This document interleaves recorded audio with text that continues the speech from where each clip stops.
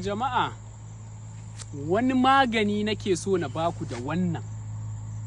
Wani magani garanti. Yau na shigo ƙauye sai na ce to dole mutanen birni da na kewaye ma su samu riban zuwa na ƙauye. Ku biyo mu, ku yi following ɗin wannan sabon account ɗin nawa. Sa'an nan ku yi sharing ɗin wannan bidiyon domin sirrin da za a bada za ka samu lada a ciki. Azumi yana karatowa.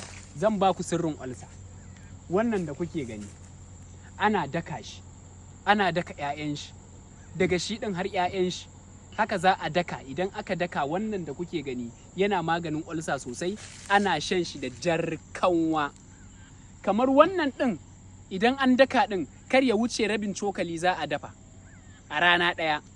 Idan aka dafa kamar rabin cokali, in aka daka shi za a ɗibi kamar rabin cokali, za a dafa shi, za a saka jarkanwa a ciki. In Allah ya yarda duk bala'in ulsa za ta sake ka.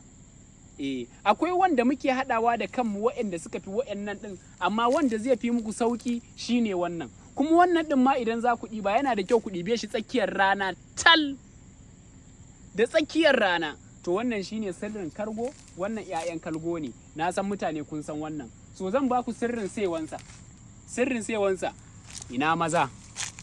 Ina maza zan ba ku sirrin sewansa insha Allah. To saboda haka ku yi sharing din wannan bidiyon sosai, ku yi following din wannan account din. Zan dinga kawo muku update kafin na fita na bar ƙauye insha Allah.